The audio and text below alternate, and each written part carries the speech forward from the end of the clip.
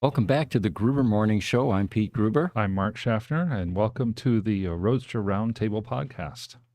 The image behind us, of course, since this is a Roadster podcast, is the artificial intelligence representation of a Tesla Roadster. And although subtle, it does seem to be getting more accurate as time goes by. So anyway, that'll be behind us there for the duration of this podcast. Got a number of things to cover with you today. We've got some show and tell items, and I thought maybe we could open with Rafael Demestry's trek around the world the second time around with Roadster VIN number 507. Okay. I got an email from Tesla this morning, and they were asking contact information for Rafael. Apparently, Rafael had contacted them and wants to stop in Lathrop, California. Mm-hmm.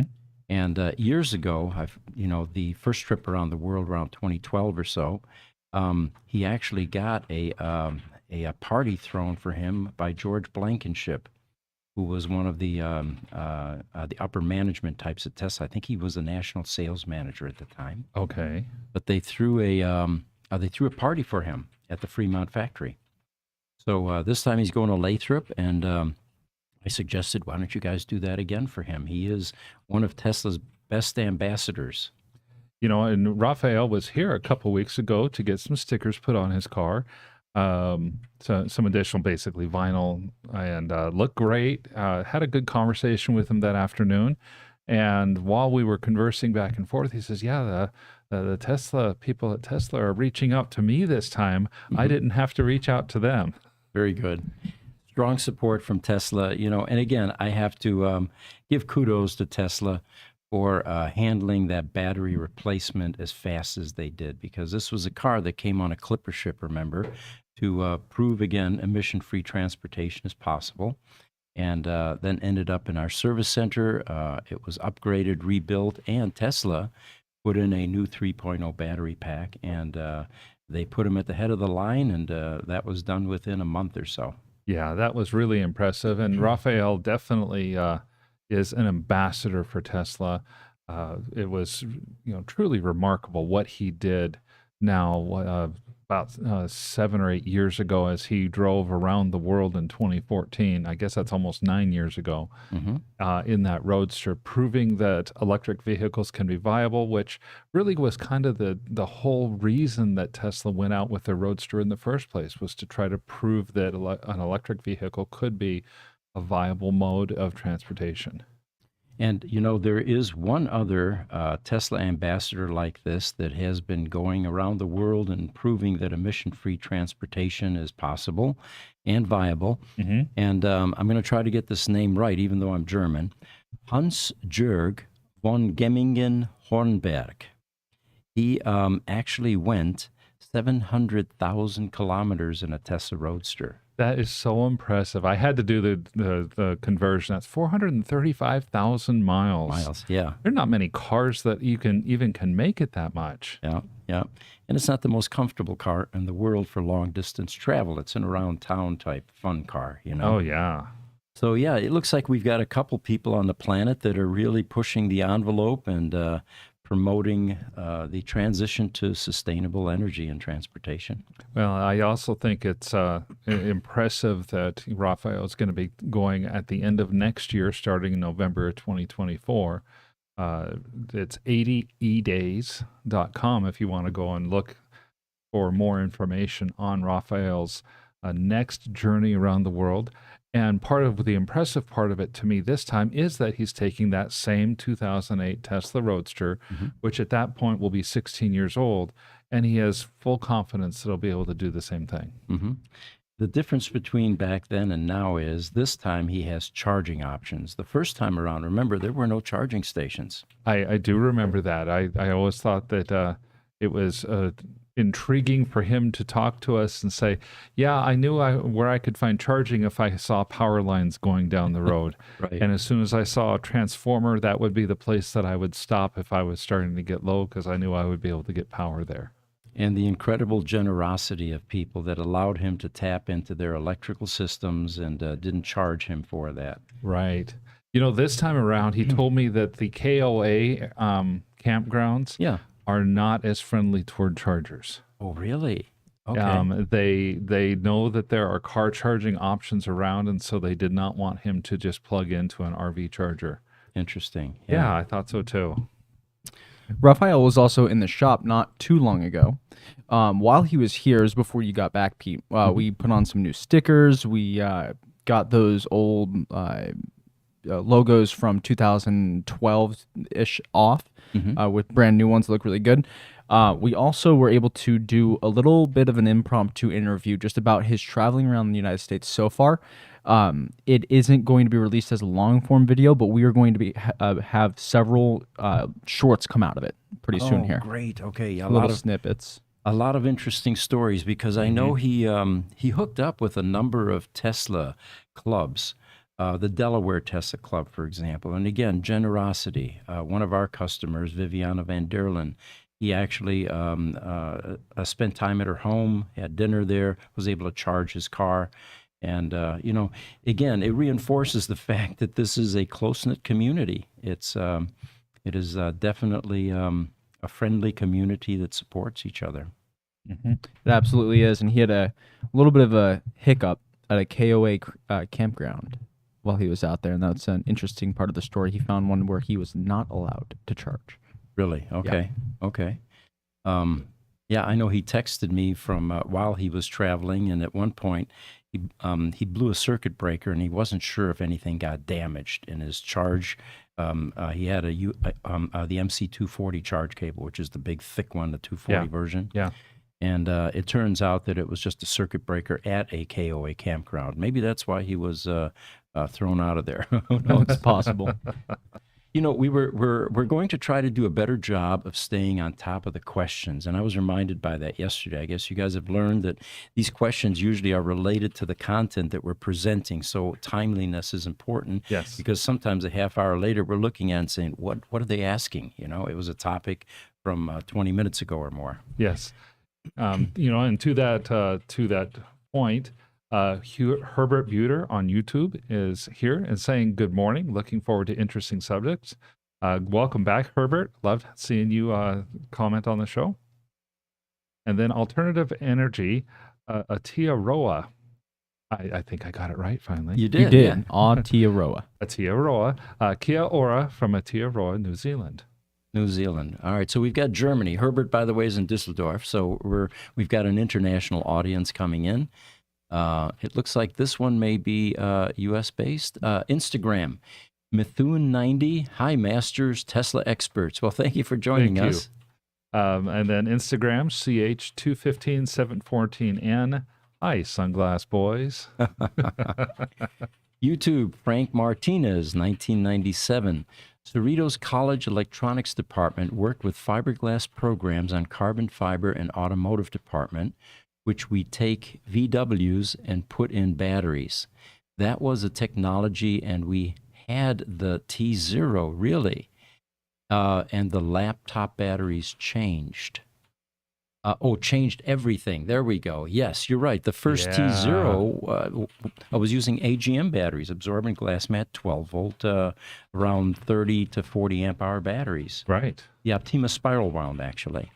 And it was Martin Eberhard that actually inspired and requested AC propulsion replace those with what he called laptop batteries, because he was in the ebook business, and that's what they were using.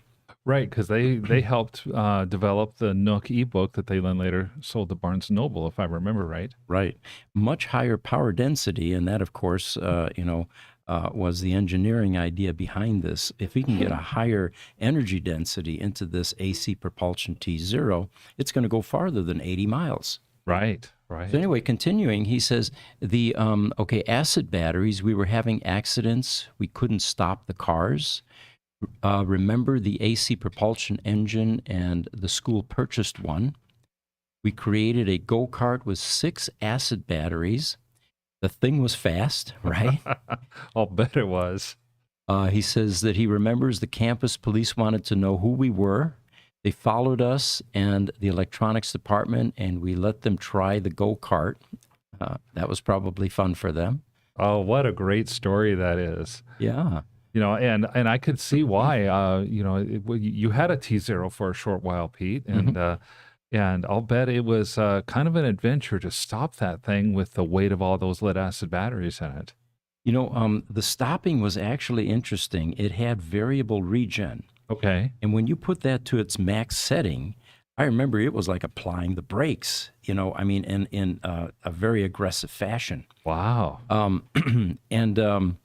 We took it to a trade show, by the way, or actually it was an EV event out in Scottsdale. Okay. At the pavilions. Yes.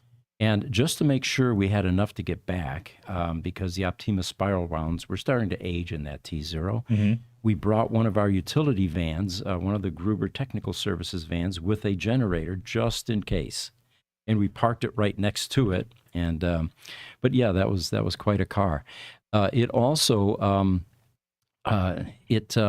became very popular because they took T0 number 2, I believe it was, to Laguna Seca, which is a California racetrack, very popular here in the U.S., kind of like Nürburgring in Germany.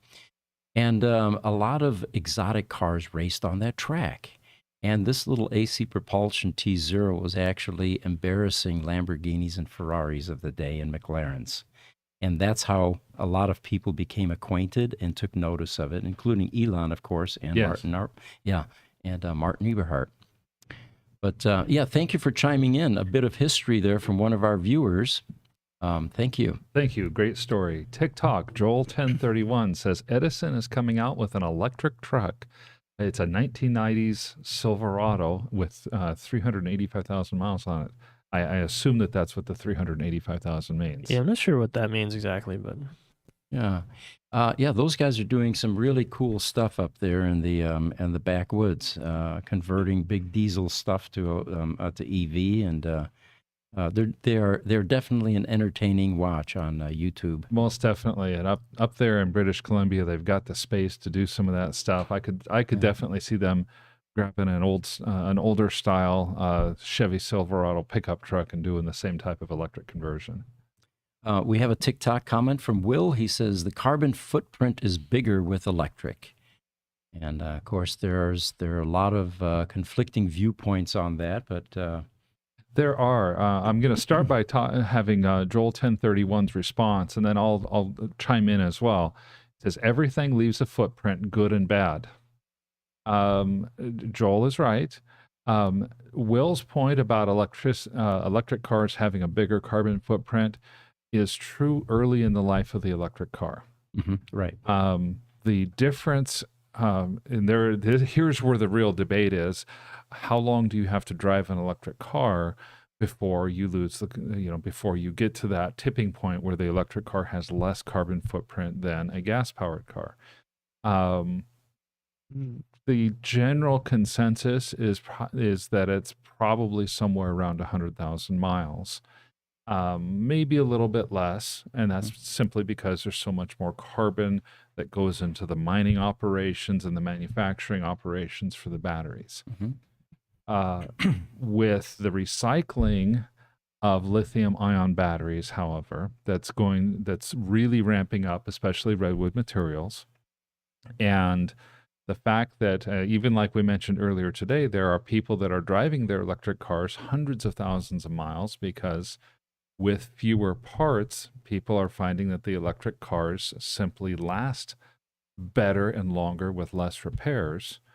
I would tend to, in my overall feeling, is disagree with his assertion. I do not think electric cars in their life cycle have a bigger carbon footprint than gasoline-powered cars. And of course, the other element there is you mentioned two of the most important ones. You drive them longer. They have fewer moving parts. They're going to be on the road much longer. And then, of course, the recycling efforts, which are getting closer to a zero waste stream. Right. Then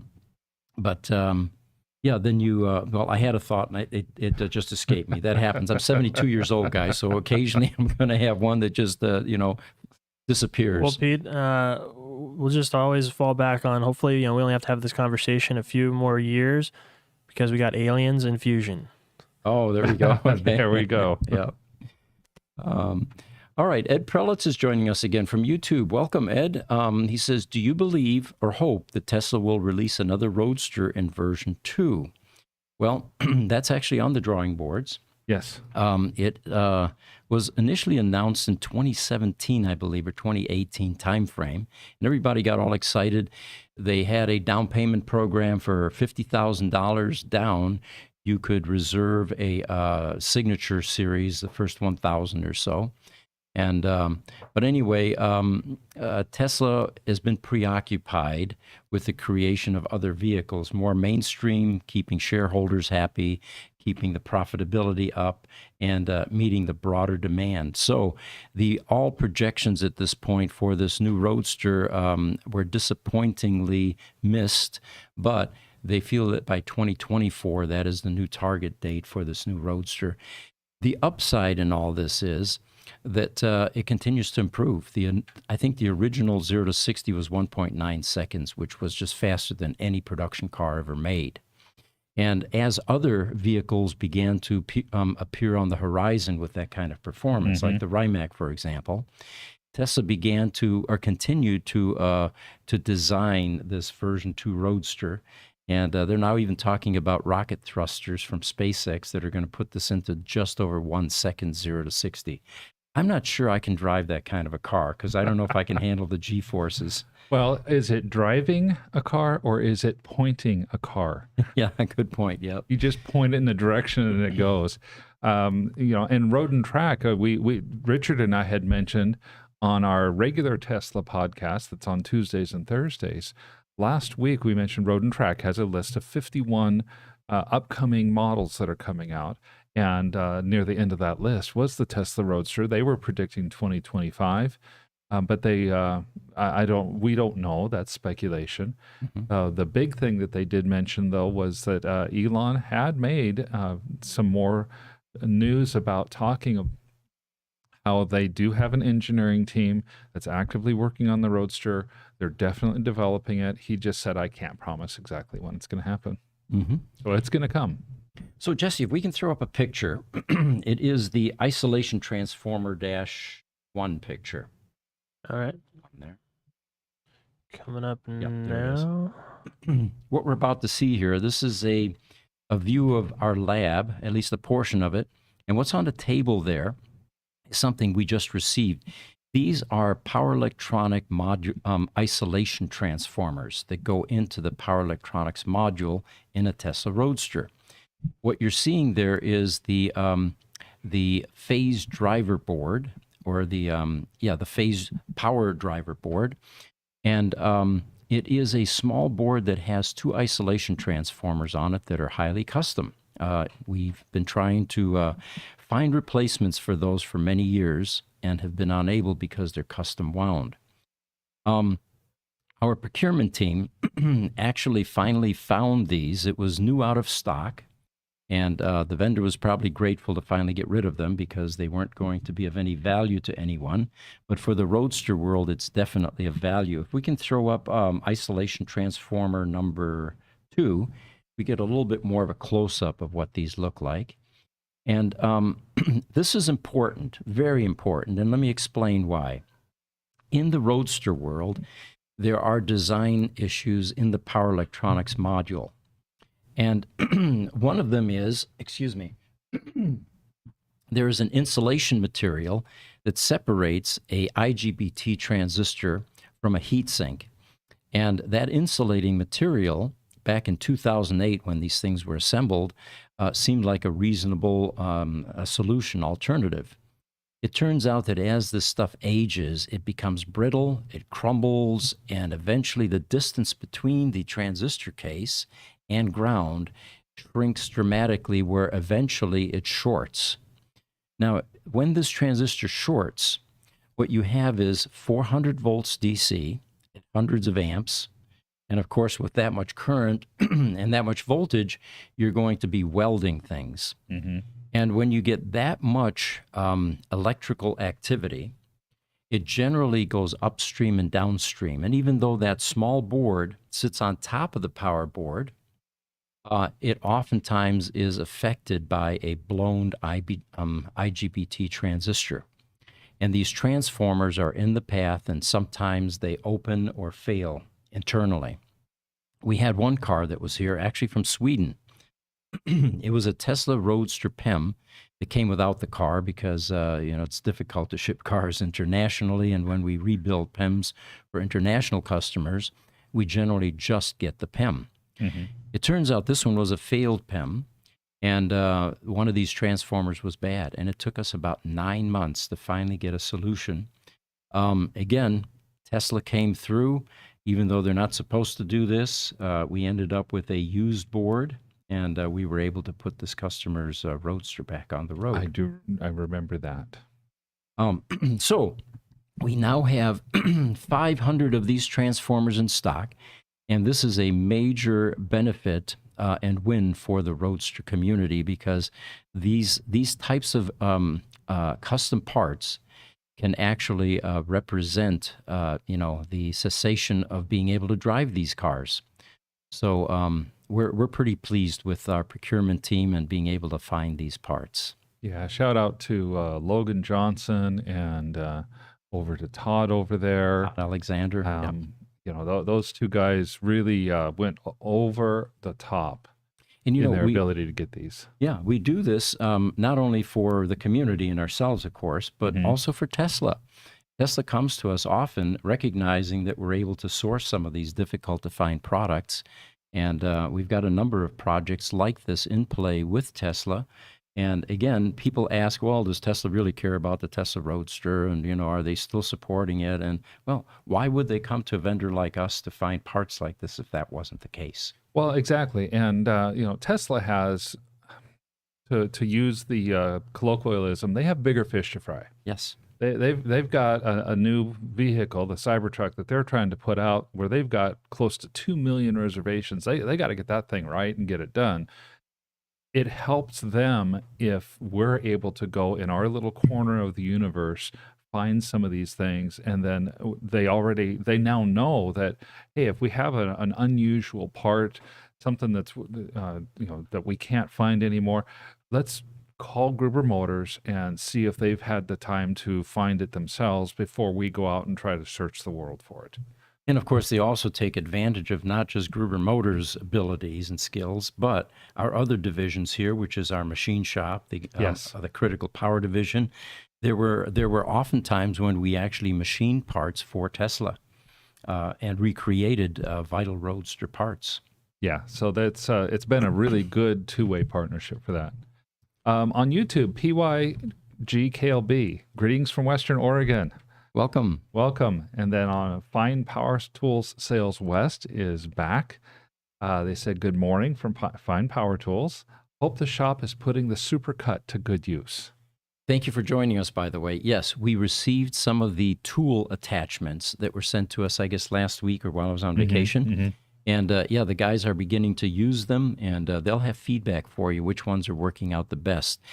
Fine Tools, by the way, just to give them some recognition and a plug here, is a company that had the foresight to adapt a tool that they made for the medical industry to take casts off after the bone has been healed.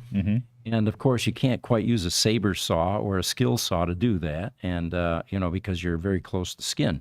So they made a special vibrating tool that actually cuts through the cast without injuring the patient.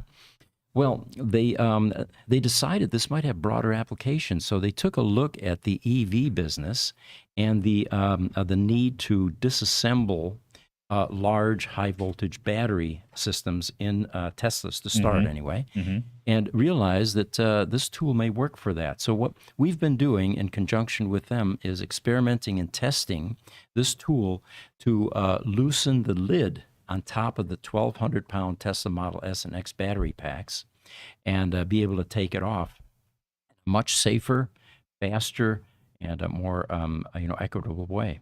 Yeah, I know the guys over at least some of the things that Fine has sent us. They're just raving about it and how good it's been for us. So thank you guys for sending that.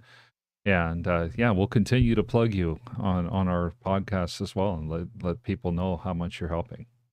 So YouTube, alternative energy, well, you said it better. Aotearoa. Aotearoa, okay. Thomas Curtis, Kia ora from Aotearoa. Thomas, I think I finally, after several podcasts, learned how to announce Aotearoa for you. And then YouTube, Niles is here from the Bion Danish Genome Institute. In reference to footprint, he says if the choice is for a low miles per year drivers, it's between a new EV and keeping an old gas car, then the latter, the gas car will have the smaller footprint. Niles, I think you're correct. It's if you're only putting 8,000 to 10,000 miles a year on a gasoline powered car, then it's going to take such a long time to get to that mileage level that it could be the case. He says in Europe and in smaller countries, most people don't drive more than 4,000 to 8,000 miles a year, which explains the slower EV pickup there. Also, he says Euro cars are more economical small cars. Typically, they'll be diesels with 60 to 70 miles per gallon and ranges of anywhere from 600 to 800 miles. That's a great point you have in Europe, because here in the United States, well, to give you an example, my son lives on one end of the Phoenix metro area. My daughter lives on another end of the Phoenix metro area. We have city the whole way, and they live 75 miles apart. And that's after my son moved 25 miles closer into town from where he was. Right. They used to live 100 miles apart, and it's all Metro Phoenix. Yeah. Here, especially in the Western United States, we have a driving culture. My wife and I bought a Volvo XC40 Recharge in November. We have 19,000 miles on that Volvo here in August. We're going to put probably 24,000 miles on it in its first year. You know, my father came here about 30 years ago or so from Bavaria, and parking is a real problem there, and car ownership is nowhere near per capita what it is here in the U.S. Most people there still ride bicycles, actually. Right. You know, it's a much more healthy way to move around, and the proximity of one store to another is very close. They can actually do their shopping by walking into the town square. Often, you got your baker, your butcher, and all of that. Right. But yeah, it's just fascinating. So he was here, and he said, "I can't believe you guys drive 35 miles to go to a store." You know, Yeah. Over there it's another country. You know, in his case, because he lives in southern Bavaria, and that'd be Austria. Yeah. Yesterday, I drove to South Chandler. I do it once every 3 weeks for my haircut. It's 46 miles one way. Oh my God. Yeah. There you go. There you go. And he's paying $30 for a haircut. See, I haven't gotten a haircut in 20 years. I was shocked when I heard that. I'm so glad that I have this look and this style. Yeah, haircuts are not cheap. User 604 on TikTok asks us, do you think you could get Elon on this podcast? He's been on so many other podcasts that aren't even EV related. You know, I have been emailing him on and off for the last few years to do that very thing. And I just assume that he's busy. I know the email's good. But yeah, one of these days he's going to come here. And the reason I think he's going to come here is we are early days of Tesla. If anybody wants to indulge in nostalgia, and a lot of Tesla people do, either ex-Tesla or current Tesla, they come here, they go into a shop and they see 50 Tesla Roadsters and they go, my God, this is like Menlo Park. This is like San Carlos back in the day, you know, when there was nothing but Roadsters. So I think it would be a great nostalgia trip for Elon. And my invitation generally goes something like this. Elon, you've got a private plane. We've got an airport within walking distance of our service center. Fly into Deer Valley, spend a morning with us, come on our podcast, and enjoy your early generation cars. I think that'd be a great thing to do. You know, we're going to have to reach out to him or his assistant again when those Chinese Roadsters come in. Yeah, actually, that's the end of this month. And I think he's on the list as well. We're going to be inviting some media people. Good. But, yesterday, Elon actually did show up for the podcast. That's right. Yeah. And of course, you have to remember that Elon has become like Santa Claus. He can't do it all himself, so there are a lot of helpers. And we see that on social media, do we not? I mean, how many Elons do we have in our There's a few of Facebook them out there. I actually had to ban an Elon this morning. Oh, I'm doing it all the time Yeah, because new ones pop up every day. Well, he was trying to sell Bitcoin and was writing poems on our last post in the Tesla Roadster Facebook page. Yeah. Well, and Elon wanted to borrow money from you to help start a bank. Yeah, it was during the banking crisis in California a few months ago, and Elon contacted me and he said, look, there's an opportunity to buy the Silicon Valley Bank, and let's go in it together, and then we can share the profits. And, oh, by the way, I'm going to need $20,000 to do that. Right. So I said, Elon, you just spent $44 billion on TikTok. Are you really short right now? Are you short on money? He says, yeah. He says, actually, I need 100,000. So the price went up, Yes. which of course was supposed to make it sound a little bit more plausible. Yeah, of course, of course.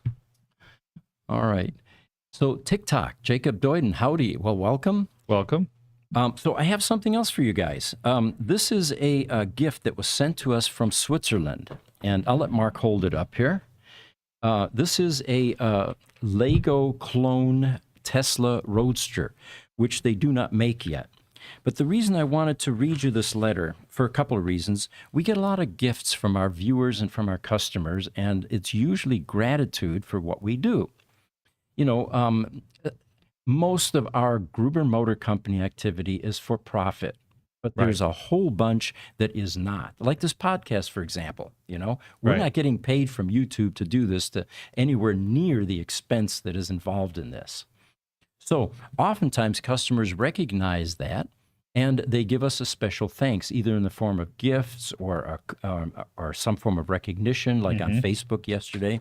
But this customer wrote us a note and sent this gift. He says, Dear Pete, many thanks for your continuous kind effort to keep the fantastic cars alive and your great support for the Roadster community.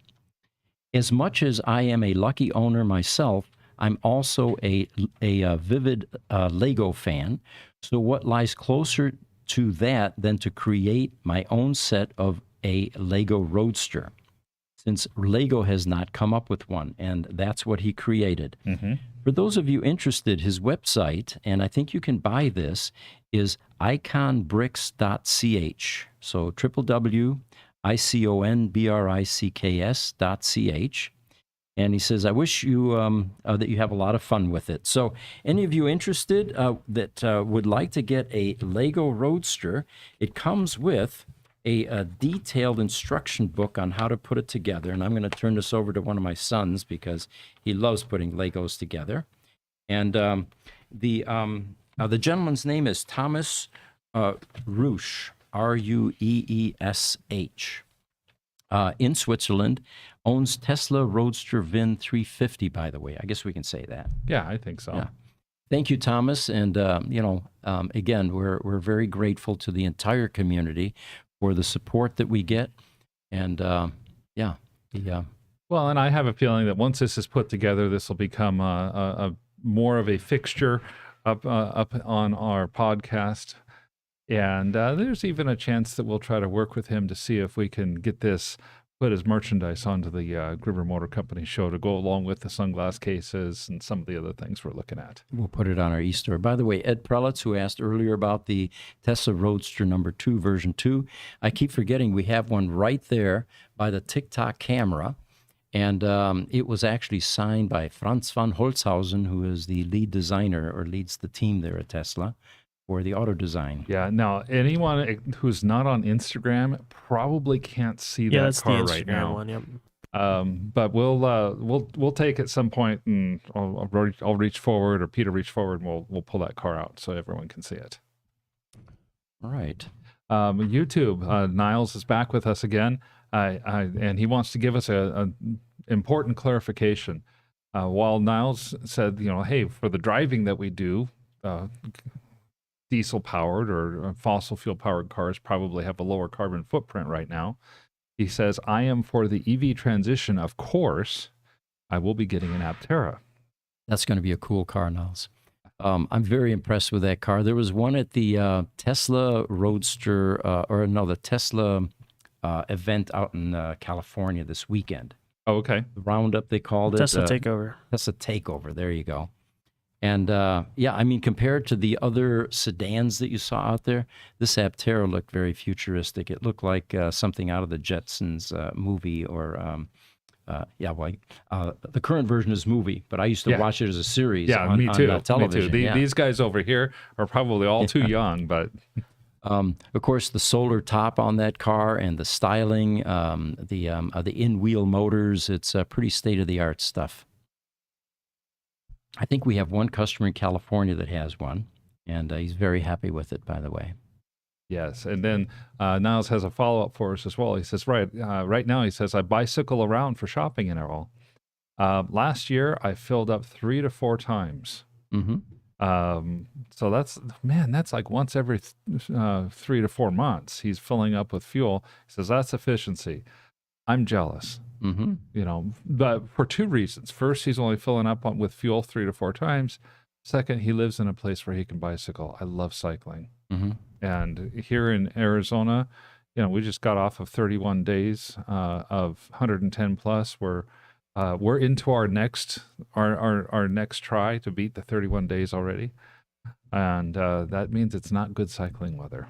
No. I was about to say just that, Mark. Here it's a little bit different. Cycling would be wonderful I'd say maybe from October to late March, but then the rest of the year it becomes hazardous to one's health. Yeah. Yeah, right now between 4:30 in the morning and 7 o'clock, that's about the only time you can cycle.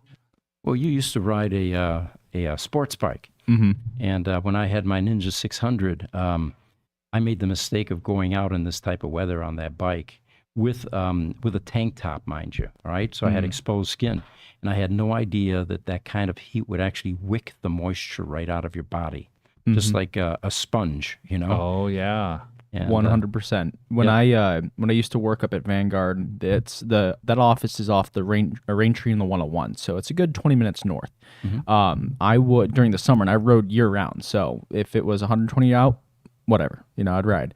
I used to get and I would have a suit and tie and like the whole deal on, right? I would put my white undershirt on after drenching it in water. I'd throw that on, throw my dress clothes on, it'd look all wet and whatnot, and then I'd hop on my bike right up there. By the time I got up there, completely dry. yeah, amazing. But huh? it was great. YouTube, Alternative Energy Atia Roa says, congratulations, and a smiley face, peace sign. Oh, well, thank you. And then Fine Power Tools Sales says, glad to help. All right, I've got an image we can pop up. Jesse, if you can put up custom colors. This was actually a picture that Mike Aldia posted on one of the Facebook sites. And Michael is one of the early Tesla battery technicians when there was nothing but Roadster. But he had the foresight to get some cool pictures back then. And what we're looking at here is 3 Tesla Roadsters. And they call these the 1.5 Holy Grail. Or the Holy Trinity of 1.5s. These are 1.5 Roadsters, each one of them. And I'll go through each one of them. The one in the back is actually a custom copper color, VIN number 500. It was the last 1.5 Roadster made before they switched over to the 2.0 Roadsters, which is a slightly different body style. That particular car was sold on our matchmaking site about 1.5 years or so ago, and it took almost 6 months or more for it to sell. And it wasn't because the price was wrong or, there was no collector interest. Normally, a collector would have jumped all over this because it's rare. It's a pedigreed car. It's a custom color. It's the last of series. The problem was we learned the stigma and power of salvage title. And this car got really unfairly stuck with that stigma. The owner, Eric, was driving down a road in California freeway, and a landscaper trailer in front of him dropped a small pipe, and it was bouncing in the road, and he couldn't avoid it. And once he ran over it, it apparently propped up a bit, and it punctured the driver's side floor pan. And the hole was probably the size of a baseball or a softball, somewhere in there.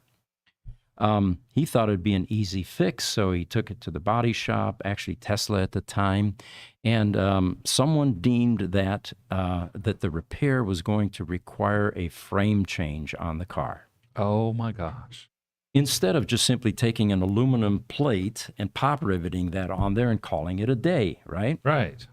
Well, insurance companies, operate in strange ways at times. So this car actually did get totaled, and the owner had the foresight to buy it back Okay. and then do exactly what I just proposed. Go get a piece of aluminum, 14, 16 gauge or whatever, some pop rivets, flatten it out, and put the carpet back on it, and no one, knows the difference. Yeah, then you're good to go. So again, we learned the stigma of a salvage title, and that's why this car took so long to sell. It is a one of color, a copper color, and again, VIN 500. The one to the right is a insane green, and there's only one of this color that was sprayed here in the United States. There are more in Europe, I think 5 or so.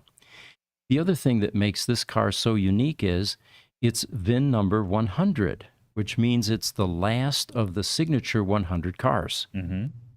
And I think at this point, Mark's, he did some research, and he's got a bit more to this story on this car. I did. We were as we do our show prep, we were talking about the story on this car, and I saw that there was an article on Medium.com about Daimler and Tesla, and then I went first and found that article, and then I managed to pull up that image of Elon Musk and somebody from Daimler sitting in this Roadster. Yeah, let's bring up the image, Jesse. The name of the image is Daimler-Tesla 08-1280. Yeah, from there I was able to find an article back in 2009 from Wired and a couple of other articles that were dated similarly in the 2010s.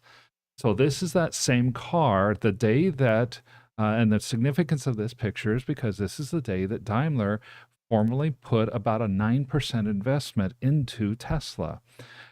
It was a mutually beneficial relationship that lasted almost 7 years. I think Daimler got out just before Tesla stock skyrocketed, unfortunately for them. Right.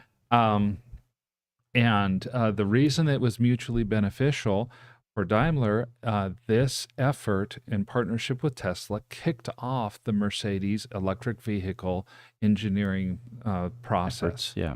All of their efforts really stem back to this partnership. For Tesla, they were having trouble working with vendors, being taken seriously in the automotive industry, even though at this point they had already put out the Tesla Roadster. And Daimler's investment in Tesla told the entire automotive world that this is a real company and there's a real, true, important, steadfast automaker that's willing to put money into this company, so Tesla must be legitimate. Right. So it greatly legitimized Tesla in their ability to work with vendors. Also, the Daimler and Mercedes-Benz engineers worked with the Tesla engineers as they were getting ready to develop the Model S and gave them invaluable insight, coaching, and technical expertise to build out the production line for the Model S. Sure. Now, what you're seeing here is a VIN number 100 in Germany. It was actually in the U.S. It was built here, sprayed here, all of that. Mm-hmm. The car came to us about 3-4 years ago, so it was bricked, and we recovered the battery pack on it. So the current owner, he actually corroborated the story that you just said. He said, yeah, this car was in Germany at one point, and it was used as the poster boy for Daimler to convince them to invest in Tesla. Yes. Now, if you look at this picture, you'll see Elon is towering over the two Germans there in the middle, and those are the Daimler execs. But there's also a smart car, E-version smart car. Mm-hmm. And that was originally what triggered the interest by Daimler in Tesla.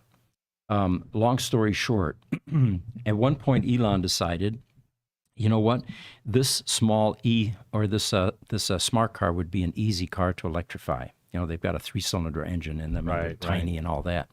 But they weren't selling them in the United States yet. They hadn't met the approvals. So he sent a technician with a fistful of money down to Mexico City to buy a smart car. He drove it all the way across the border, brought it up to Tesla, and they ended up electrifying it just like they did the Tesla Roadster. And because this car is so small and light, it was actually popping wheelies. So somehow they managed to get a hold of Daimler, and they found out that some engineers are going to be here in the United States at a trade show, and they got them to commit to come to see them at the factory. They hadn't told them yet about this e-car that they had converted, or the smart car that got converted to EV. So the guys showed up. They were done with their trade show, and like most engineers that travel, it's a rest and recuperation type thing, and they were hungover from the night before, but they were sitting in this conference room, and so Tesla was going over a PowerPoint presentation, trying to intrigue them with the electrification of a car, right? And they found that they were falling asleep at their desks. So at one point, this is the way legend has it anyway, Elon said, okay, enough PowerPoint, we want to show you something out in our warehouse. So he takes the engineers out to the warehouse, shows them the smart car. They didn't realize it had been electrified, gave them the keys and let them drive up and down the back of the building. They're popping wheelies. And we think that was what the original motivation was, because by the time these guys got back to Germany and talked about their escapades, people became interested. And then we think that VIN 100, the insane green, was then shipped over to Daimler to show them the car and prove that this is a viable concept. Sure. And I can picture in my mind's eye a smart car. I mean, it's smaller and lighter than a Roadster by a lot. It's got that short front to back length, because they're 9 feet long or something like that. And replacing a 3-cylinder 65 horsepower motor or something of that sort with a even lighter electric motor that puts out 240 horse. Oh man, that had to be a lot of fun. Yeah, they couldn't keep those front wheels down. So that's a story on VIN 100, which is insane green. Now, a couple of other people piped up here. And it turns out that Tom Greiner said that VIN 100 was actually a slightly different color from the actual later insane green Euro Roadster. Remember, there are about 5 or so in Europe that were this color. By the way, when I was test driving this car, we do that after every battery recovery. I drive Roadsters every week, different ones. This one got the most attention. No doubt about it. In parking lots, in car, and on the road. I could totally see that. I even took this to a Lamborghini dealer, and I parked out front because I wanted to take pictures of this next to some Lamborghinis, and it cleared out the sales floor. All the salespeople came out to look at this car. So it's definitely a popular color here in the U.S. But anyway, so Tom says that this was a prototype paint, and they changed the formula a bit later on for the Euro Roadsters. They also apparently held back the production on this VIN 100 car because it was made later in production. And we'd have to ask Tom why that was the case, or whether they were planning on parading this around, being the last of the signature cars. And then someone else piped up, Eric Robertson, actually, in Texas. He says, yep, the green on 100 is greener. Now, he would know because I think he wrapped one of his Roadsters in this insane green. Oh, okay. He was probably doing research trying to figure out what color do I really want here. Yeah. He said it was greener than other insane green Roadsters I've seen. He says, on the Lotus color palette, it was a development version of what became Krypton green, which is more yellow. And he said Lotus owners described it as radioactive sludge. So there's an interesting story there about that particular color. And then finally, the one on the left of that image, let's go back to custom colors. And as someone pointed out, it goes without saying, that is Martin Eberhardt's Founders #2 Roadster. There was one that sold on our matchmaking site that was the exact opposite of this color. It was very orange with gray stripes. Okay. And Martin knew the people that that originally bought the car, or that requested that color. So there you have it. That is the early 1.5 color variation in the first 500 Tesla Roadsters built. I can definitely attest to the yellow being an attention-grabbing car. A couple weeks ago, I was talking to you, if you remember, just before you went on vacation. I said I saw something driving down by my house, and I couldn't catch up to it to find out what it was. While you were on vacation, I came across that car again. Really? Okay. It's an Audi e-tron. They have a sports car, and it is that color exactly. Very cool. And Okay. so we were driving, my wife and I were driving through the parking lot of a little restaurant that we like to go to on Saturday mornings for breakfast. And that car was just in front of us driving through the parking lot as well. So I didn't have a chance to get a picture I was of it, gonna say, yeah. unfortunately. But now that I know that these are people that live in the Chandler area, if I can, I'm hoping to be able to see it again. And I hope that Tesla will eventually put some bold colors into their car lineup like this Oh, you and me both. to get some more attention to their cars, because people love these kinds of colors. The really bright reds, this insane green that looks almost like a neon yellow, the oranges. You just don't see those on cars anymore. Right. Yeah. Yeah. Even the Roadster electric blue, which is a beautiful metallic blue. Oh yeah.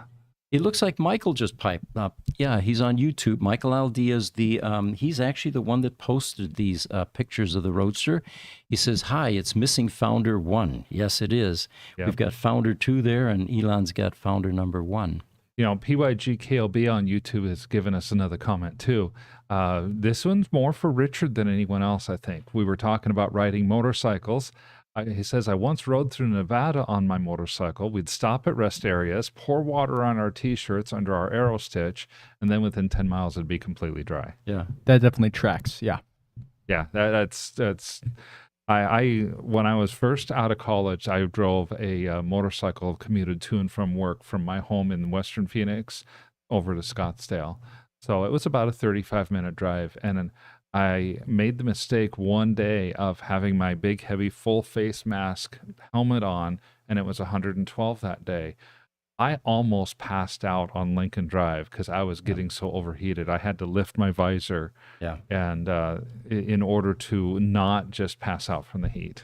Oh man, having those full face helmets was miserable. Yeah. During the summer. But I mean, I've gone down 9 times, and after the first one, which I didn't have a helmet. You want to keep your face. I do want to keep my face. I also want to keep what remains of the brain cells Yeah. Right. that are present. Because my first accident, I wasn't wearing a helmet, and I low-sided, and I smacked my head on the ground. I got up, and I was so dizzy and falling over the place, people thought I was drunk. Yeah. Oh, Yeah, it was immediate concussion, and after that, I never rode without a helmet, and thank God it saved my life more than once. But it was miserable during the summer. Yep. Can only imagine. Niles has another comment for us about the bicycling, and he says there are cycle paths with traffic signals and painted lanes and directions. Bicycle traffic jams too in the rush hour. Maybe the U.S. has made more cycle paths by now, don't know. I know that Phoenix is working at it. They try. The problem, though, is you've got a wonderful bicycle path, and then it ends up going into nothingness, and you've got to ride in the dirt again. Yeah. They just don't anticipate, or they haven't completed the project. Maybe let's put it that way. Well, they'll have a bicycle path. First, I don't like that they'll have a 3-foot wide or 4-foot wide bicycle path going next to a 2-lane road in each direction. So a 4-lane road, and it's a 50-mile-an-hour road. So that speed variation is a problem. And then that path will, sometimes the city will do dotted lines because traffic needs to turn right. So they'll have the dotted line for the bicycle path go to the left, which means you're actively crossing the path of the cars. Yeah. It's not a good design. It's dangerous. No. They just need to allow bicyclists on the sidewalk. I still don't understand why that's not allowed. Yeah. Nobody walks on the sidewalk in Phoenix. Right. Yeah, they burn their feet. So we've got a section about the MG Cyberster, and the reason we threw that in is because Tesla doesn't have the next generation Roadster yet, Right. and we've all been waiting for is somebody going to scoop that, and it looks like MG is going to do that because if you think about it, how many electric sports cars are there out there except for the legacy Tesla Roadster? As in none at this point.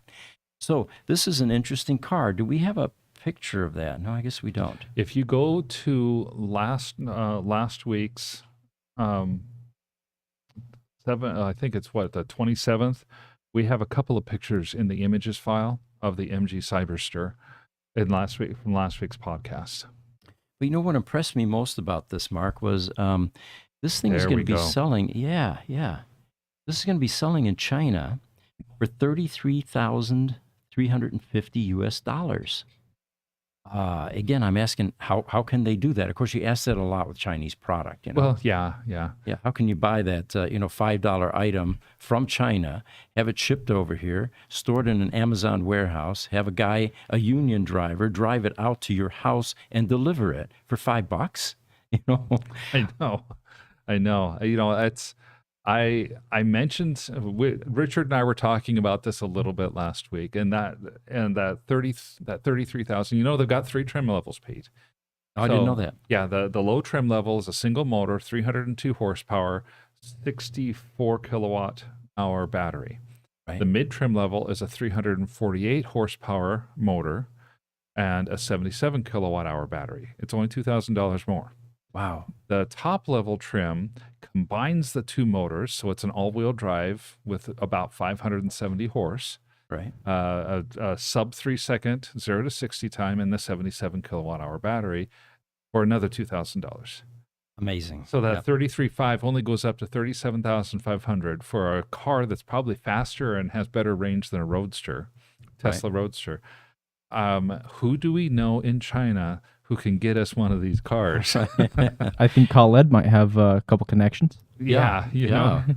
We should have had one shipped over with those 3 Roadsters, but Man, they're amazing cars, looks well, like. they're going to be selling them starting in 2024 in the UK and China this year, it says. Yes.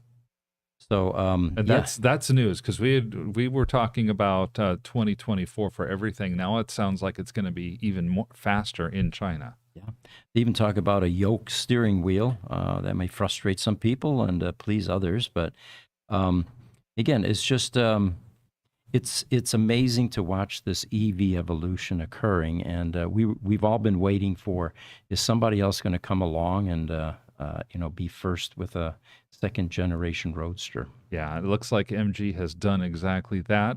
One of the questions that I have is, since they're going in China and the UK, does that mean that they have left-hand drive and right-hand drive versions of this car? Good point. Yeah. I'm going to guess that they probably do. And second question, of course, to me is, maybe if we can't get one from China, we can get one from England, even though it's $70,000 there in the UK. Yeah, prepare yourself for customs and shipping and all that. We keep going through that from time to time and realize how expensive that is. That'll raise the price of the vehicle. But again, China's pretty impressive. The company that is going to be producing this is the SAIC Group. And we're looking forward to it eventually hitting the U.S. here. Yes. YouTube, Ed Prelitz has a question for us. Are there any thoughts that you have on the Thacker Pass lithium mine and its importance globally compared to other countries' mining operations on the production of EV vehicles? Well, my personal thought is the battery technology continues to evolve rapidly. And I think it's pretty risky, building out some more lithium mining at this point, considering all of the technologies that look so much more promising. There is going to be some risk to it. This is obviously the big Nevada mine that they're talking about. If the political environment changes in the United States, where the federal government doesn't require battery and raw materials for batteries to be sourced in the U.S., then this Thacker Pass lithium mine isn't going to be that important from a global standpoint. Right. But as long as the climate that we have right now stays, this mine is going to allow a lot of battery EV manufacturers in the short term Mhm. to put together vehicles that will qualify for the federal credits. Mhm. And so I think that's where the political will is. And I think this mine is going to have a huge impact on decoupling the United States from China, because this is one of the largest known lithium reserves in the world. And of course, the distance to the customer has been reduced dramatically instead of mining in Bolivia, for example. Yeah, exactly. And the distance to further refinement and manufacturing, because this is not that far from the Nevada Gigafactory. Right, exactly. Okay. I have an item here, and it has to do with a question that was actually asked on the Bring a Trailer site, which is an auction site that auctions off cars. And the comment that was made on Bring a Trailer was, and let me bring it up here. I didn't realize we had so many items here. There we go. There's another Roadster for sale on the Bring a Trailer site, and it's one of our competitors. You know, the matchmaking site is free. There's no expiration date. It's very friendly because the buyer can talk to the seller directly, and we're not involved in the financial negotiation. We're a dating service. We unite buyer and seller. Right. And of course, we provide a lot of additional services like escrow assistance and transport selection and quite a bit of value add there. But the question was asked here, for as rare as these cars seem to be, they're coming on a weekly basis to Bring a Trailer. He makes a good point. There's a lot of Roadster movement right now. There are a lot of sales occurring, and a lot of people are beginning to either think about selling them or selling them. And I've compiled a list of the reasons that we've seen in the. Hang on a second here. See if I can find this. There we go. Some of the top selling reasons that we hear through the matchmaking site when someone comes to us. It's usually, it could be age-related illnesses, back problems, surgeries. I remember the Roadster is not an easy car to get in and out of, and they call it the Roadster Wiggle. At some point in time, you may not be able to do the Roadster Wiggle anymore. Sure. Every morning I get out of the Roadsters, I brace myself on the steering wheel, I grab the door sill, and you kind of have to have some upper body strength and definitely have a sound back in order to do that. So that's one of the reasons for selling it. We've had customers that said, look, I'm in my 70s now, I can't do this anymore. I love the car, but it's just not the type of car that I can continue to drive. Some people end up moving out of the country. They don't want to take the car with them. Others are troubled by the availability of Tesla service center options. Now, we've made a list, and Jesse, if you could pop that up, it's called Service Centers. And for those of you interested in where can you take your Roadster these days, this is a list that is being developed by the community. We're asking people, let us know what success you've had, where it's been, and we will post it so you can see which service centers are accepting Tesla Roadsters. And at the same time, we've reached out to Tesla, and they're not yet prepared to give us a list of service centers because it's still evolving, and they're still training, and there may be new ones even, and some other consolidations. But once that becomes available, we'll post that as well. This particular list that we have up here is actually on a Facebook site called Tesla Roadster Owners Group. And there are a couple of Roadster owner websites. One is the 2008-2012 Roadster Owners Club, and then there's a Tesla Roadster Owners Group. This particular list is on the Tesla Roadster Owners Group. For any of you that want to see that, you can either join that or just review it. So that's another reason, is the amount of service options available. And of course, we'll always be there. And then there's one up in Seattle that's available. And those are the two main ones as far as Tesla service in the United States, at least. Then there's the issue of rising cost of transport. We have customers that used to be able to drive 15 miles to their local Tesla service center, get their Roadster fixed. Now they've got to cart the car 200 some odd miles to the next service center Right. or to a shop like ours, which may be cross country. And there is a rising cost of car transport. We used to be able to get cars picked up and delivered to California for around $400 to $500. Now it's almost double that. And it all started with COVID, actually. A lot of these drivers didn't want to continue to drive. They were getting federal subsidies. And, so anyway, there's a rising cost of transport. One other reason is roadsters are aging, and deferred maintenance is beginning to manifest itself. We, of course, have been a proponent for that for some time. There are certain things in a Tesla Roadster that you need to pay attention to.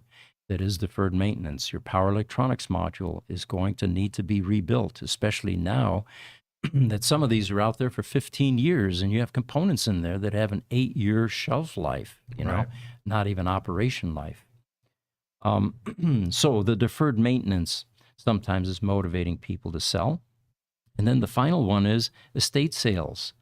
Some of the owners have passed and the family now is selling the cars.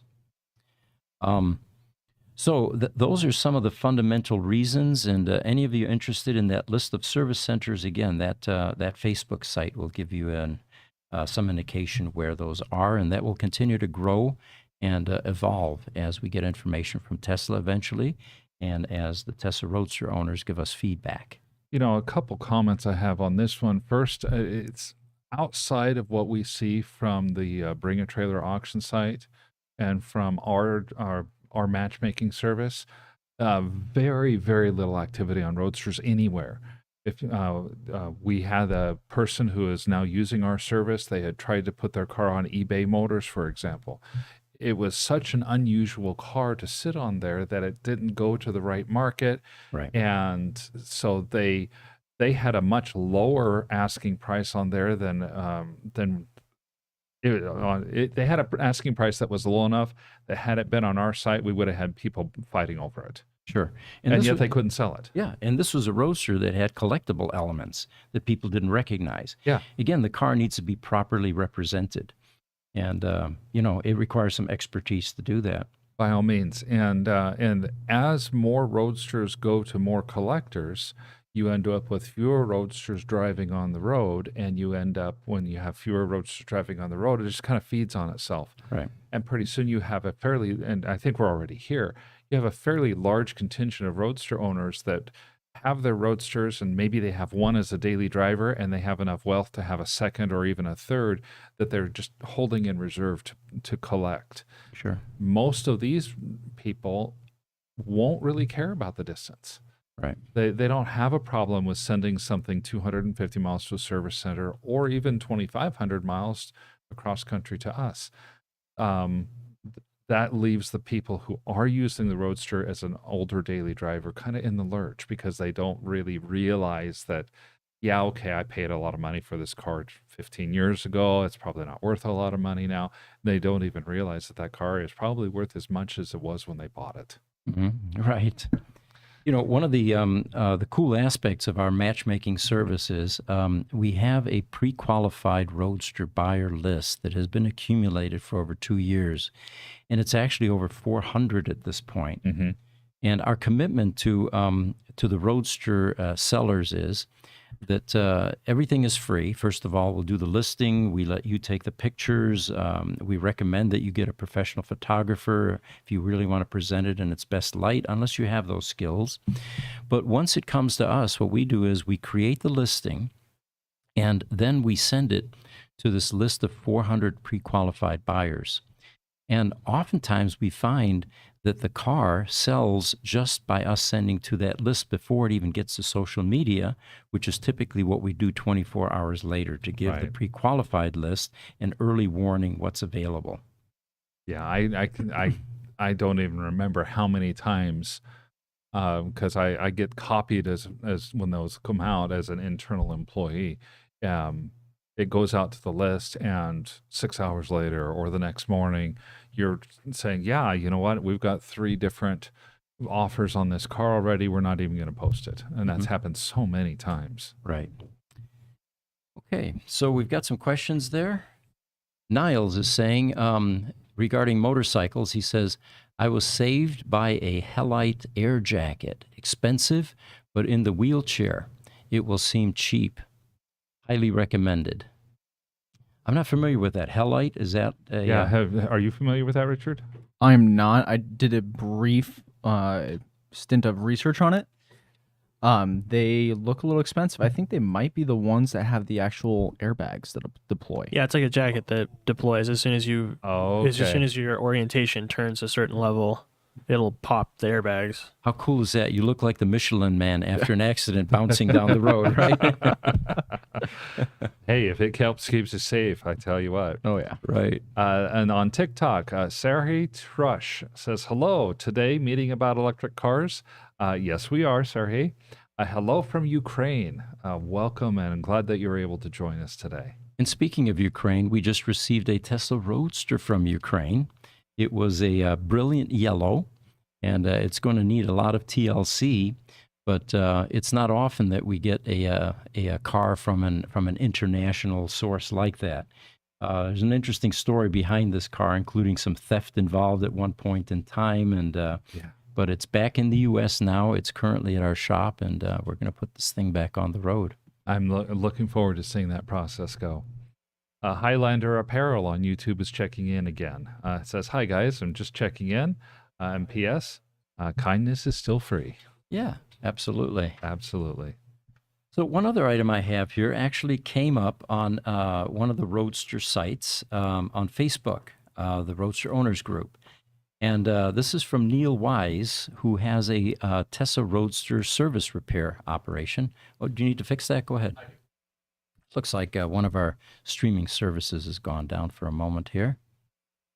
Is it TikTok or Instagram? Instagram. Okay, we're back up. Welcome back, Instagram. Sorry about that. Neil Wise owns a Roadster repair service in the UK, Wise EV Limited.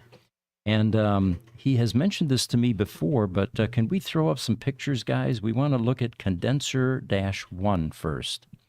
In the Tesla Roadster, in the front, you have these louvers, and a lot of space in between them. And below that, you have you've got the air conditioning condenser and a couple of SPAL fans, and you've got an HVAC controller. But the problem is it's not out of the elements.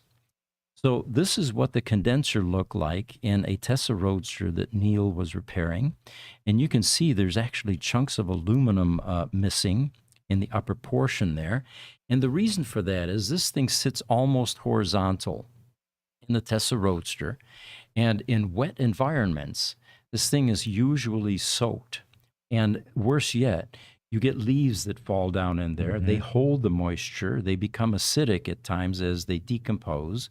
And aluminum, doesn't like that kind of environment. So in the UK, he's seeing a lot of these types of repairs that are necessary, especially with the aging Roadsters. He said this particular one had not only failed, but the retaining bolts had seized to the spire clips which hold the unit in place. We've seen that too. The rust gets so bad that it fuses with the Tinnerman clips. So he says, after giving a bit of fight, we swapped out the failed and crumbling old unit and fitted a brand new one.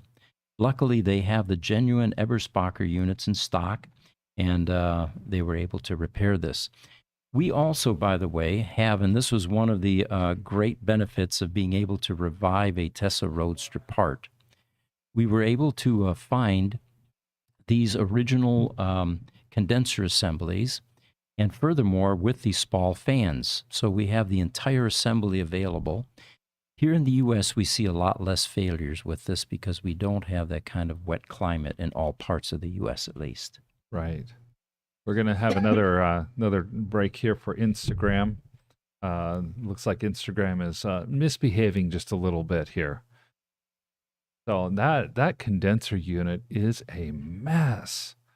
That is just kind of insane how bad that thing looks.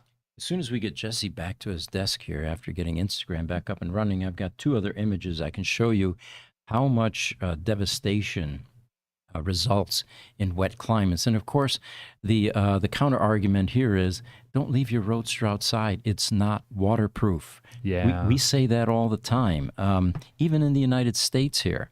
The charge port door, for example, is not waterproof. It will fill with water, eventually corrode a connector on a circuit board that's no longer in production.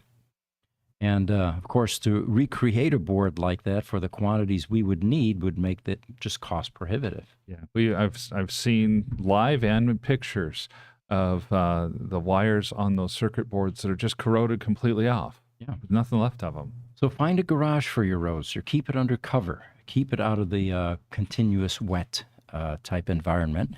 And the next image would be condenser 2, Jesse. Let's see if we can get the...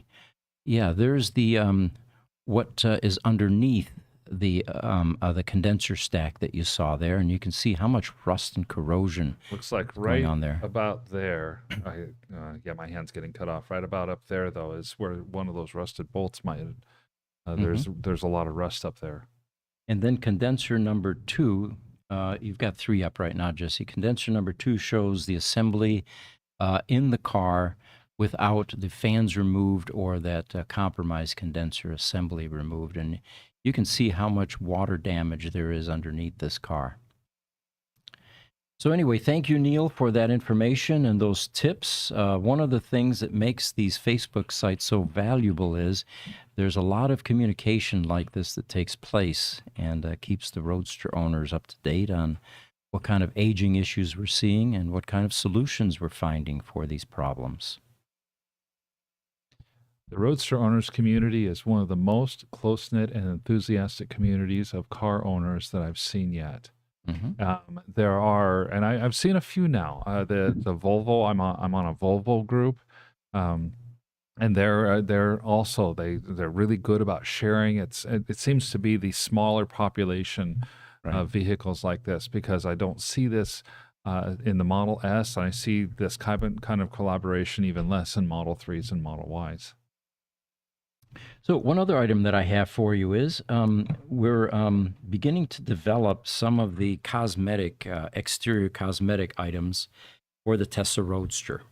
This one, for example, I hope you can see it, is the medallion that goes on the front. This was a China issue, and I want to caution you, although it looks great, it doesn't fit. It's about a 1/4 inch to 3/8 of an inch too wide. And there's really no easy way to trim it down to where you could make this work. But you will find these on various sites for sale, and it looks deceptive in that you might think that you can use that on the front of your Tesla Roadster. There's the chrome version of that same medallion. Our team here has gotten very good with carbon fiber. The larger carbon fiber pieces we actually have made for us by 3 or 4 vendors that are highly qualified in the mass production of carbon fiber here in the U.S., by the way. And but the smaller items like this we're actually making in-house, and this is a carbon fiber medallion for the Tesla Roadster. This one will fit. And we will have variations of this. This is the traditional carbon fiber weave. I don't know if we can see that. We'll have this on our e-store, and you'll have much better images then. And then this is the larger carbon fiber version of the same medallion, which some people like. And that one has kind of a random weave on the back as opposed to the traditional weave, correct? Yes. Yep. That's more of a random pattern. I didn't bring them, but we have these center caps too for the Roadsters that are still evolving, and we'll have pictures out on Facebook soon and on our e-store. It looks great with a black powder-coated wheel with a black center cap, and if you have red calipers, we recommend these red T's. We have one customer that fell in love with that. It's a nice offset to the red calipers. Oh, it looks great. TikTok, Marinus has joined us. Marinus, if you would like to tell us where you're coming from, we would love to hear. He says, good evening, though, and good evening to you. YouTube, Highlander Apparel says, man, I love this show. It's always so informative. Well, thank you. Thank you. We're having fun with this. So another thing that we saw on YouTube or no, actually Facebook. It has to do with the trunk light. And we recommend that when you charge your Roadster in hot climates, that you leave the trunk open because it's going to help eliminate and dissipate some of the heat that builds up. Mm-hmm. When you do that, you're going to end up leaving the trunk light on, and unless it's been replaced with an LED, those original trunk lights, and it sits directly toward the back of your little trunk cavity, are incandescent bulbs, and they run hot. And there's a little plastic lens that covers that, and that eventually gets so hot that it melts that. Oh. So what we end up doing with every Roadster that comes in, and it's free, by the way, we have a number of complimentary services like this. We replace that incandescent bulb with an LED bulb that runs cool, and you don't have that problem anymore, and it's actually brighter as well. So in that case, you could open your trunk, leave it open, and not be concerned about melting your trunk light lens. Sure, sure. The other option that you have is there's on the left side, or the driver's side in the rear, there's a small plug and socket combination by the trunk latch right next to it. We unplug those when the Roadsters come in because before we've changed the LED, we don't want to melt that lens. Sure, okay. So you can unplug that, and if not having a trunk light is not important to you, then that might be one way to get around that as well. I would think as well that if somebody was wanting to maintain the original look and feel of the Roadster for a collector's edition, they would be more inclined to want to unplug the trunk light than to replace it because you want to keep everything original. And by the way, when we do the LED replacement for you complimentary, we always give you your incandescent bulb back if you ever wanted to reinsert it. Ah, very good, very good. All right, it's 11:20. We got a few more items. Should we continue, or I don't see any new questions coming up? No new questions yet. Okay, well, maybe we can have one more item and then wrap up. And Okay. it's I know one thing that you've talked about before with the annual maintenance, and here in the hot weather, you were talking about a Roadster that goes into power limiting frequently because and you have that annual maintenance that you do. And I've taken a tip from what you guys have talked about in the Roadster and applied it to Model S. That in this case, the tip was simply, I'll leave the battery and the air conditioning running in my cabin, because even on the Model S, the air conditioning, if the battery gets too hot, the air conditioning goes and helps to cool the battery instead of helping to cool the cabin. Here in Phoenix, we've been running 110 to 115. And my car, if I leave it and let it heat up, I don't have AC all the way home, and I live about 35 miles from here. If I leave it on, it cools the cabin some, and it cools the battery some, and I can leave it on a charger, and it goes. For the Roadsters, obviously, you lift the trunk lid and you exhaust with a fan. You blow the cooler air, and that's a relative term here in Phoenix. Right. Onto the PAM and help keep it cool that way. Well, actually, that's a segue into another Facebook item off of one of these Facebook sites, the Roadster sites. Here in Phoenix, I drove a Roadster last night again, and it went into power limiting mode repeatedly, up to 62 centigrade. It's when it's 110 out, these Roadsters just can't handle it. It doesn't matter which Roadster I'm driving; they're all doing that. Right. But with the 1.5 Roadsters, they tend to be more sensitive to that. I've got Roadster VIN number 5 at home, and during summer with an environmentally controlled garage, I can reach temperature of 120, 130 in that garage. So number 5 complains constantly that the battery's too warm, it can't charge. So what I've been doing is two things. I have a fan on it, and I'll show you where you can buy a fan like this. I think we have a picture of it, Jesse, if you can throw up Lasco fan. And Thomas West, actually, in Texas, recommended this particular fan. What he does is he puts it underneath the Roadster, and he forces air up through the battery. With VIN number 5, I actually force air down, And that tends to keep the BSM happy. There's a battery safety management temperature sensing capability inside the main ESS battery pack. And when it feels that that's out of tolerance, it will tell you the battery's too hot, you can't charge until we get this down to 0%. Sure. Not range, by the way, so 0% heat. So these fans definitely help. This is a you can get this on Amazon. I think it's $69. It should be in the picture. There you go. Yeah, he's got the picture up. You can direct it, and it makes a huge difference in your ability to keep charging your Roadster during the extremely hot months. Now, it's not just Phoenix, Arizona that we have this problem. We've got Roadster number 13 up in Las Vegas. He has the same problem. He actually went as far recently as putting a window air conditioner in and then ducting it directly to his Roadster, which is up on a lift. So you have to take special precautions with these Roadsters.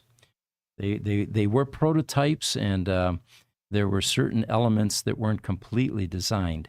Now, you know what Peter told me last night? Yeah. He said that in Saudi Arabia, they had a lot of problems with heat, and they actually ended up writing a special version of firmware that takes that window and opens it up just slightly to the point where they don't get the power limiting problems to the extent that they used to. And this was way back in the day. So since this is a Roadster community, if any of you know about this patch or this hack, we'd love to hear about it. And if that software is available, we could definitely use that here in Vegas and Phoenix, Arizona. Boy, that would be really nice because, yeah, I will attest as well. Now, I did take and make the investment and put air conditioning in my garage when I got my new house a couple years ago. It's not at all unusual. Prior to that, the garage I had was 120 degrees constantly throughout the summer. And if power limiting is occurring at 62 degrees centigrade, well, that's only a 20-degree differential. It's about 144 degrees.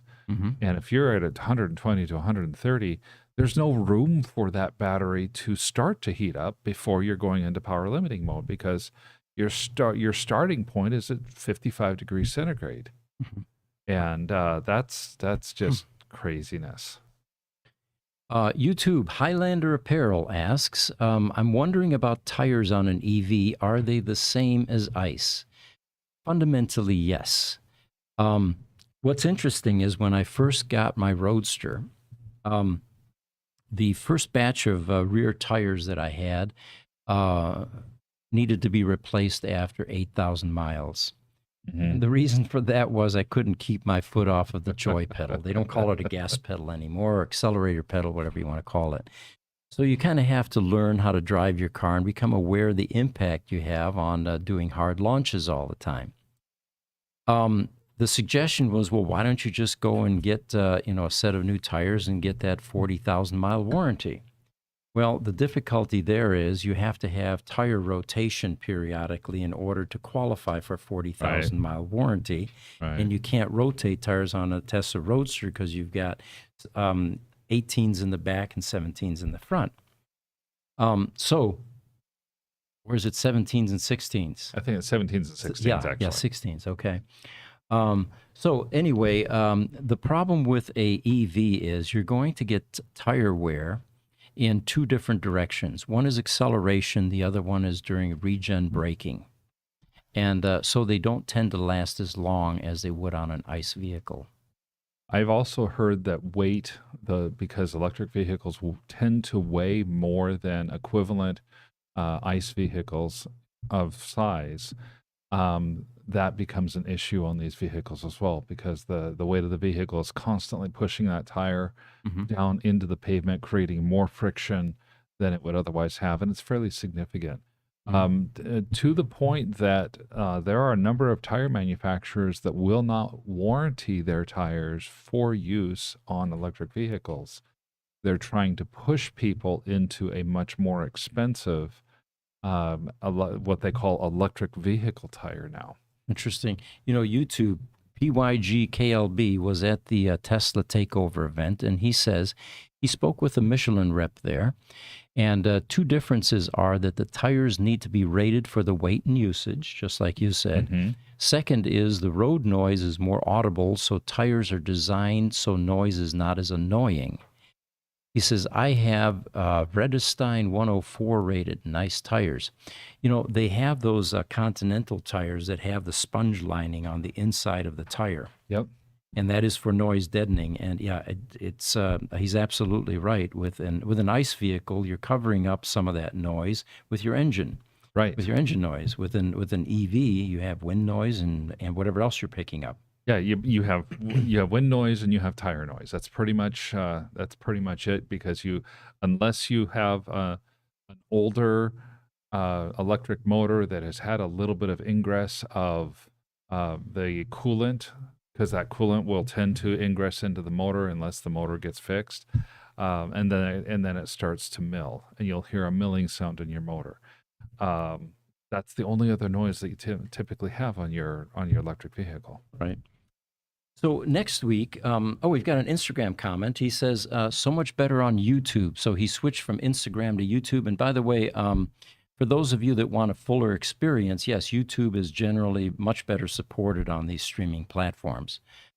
Or if one of them goes down, we do broadcast on LinkedIn, Twitter, Facebook, YouTube Shorts, YouTube. I'm probably going to leave out a few here. Oh, got TikTok, and of course Yeah, Instagram. TikTok. Instagram is still just the green screen, although I know that the guys in the back here are trying to work to get that fixed as well. TikTok, apparently, we've gone to actually being able to display what's on the green screen. Yes. Much improved. So in the next Roadster podcast, we've got a number of items that we didn't get to cover this time. One of them is going to be the connector blocks inside a Tesla Roadster PEM. And what we're going to do is show you next week what the 3D printed improved version is versus the original Tesla molded ABS plastic version, and why we went to the great lengths of redesigning it and creating what is a better product, more durable, and actually easier to install. Now, and for you guys that are listening this week, we will likely be asking you what these are next week without disclosing it too. So That's right. listen, we've just told you what they are, and now you have no excuses. Right. Okay, well, I think we're at a point where we can wrap here. We appreciate you joining us as always. Any of you that may have questions after the podcast, you can review this live presentation on YouTube. There will be an index of topics covered that will be available to you. And yeah. While we're not live on Spotify, this will also be on Spotify within a couple of hours. Feel free to join us tomorrow at 10 a.m., same time, for the Gruber Morning Show podcast. And then on Sunday, you and Jesse have a lot of fun with your AI podcast. We are. We're going to be covering a number of interesting AI topics and looking for inputs from you guys as well. So thank you guys so much, and take care.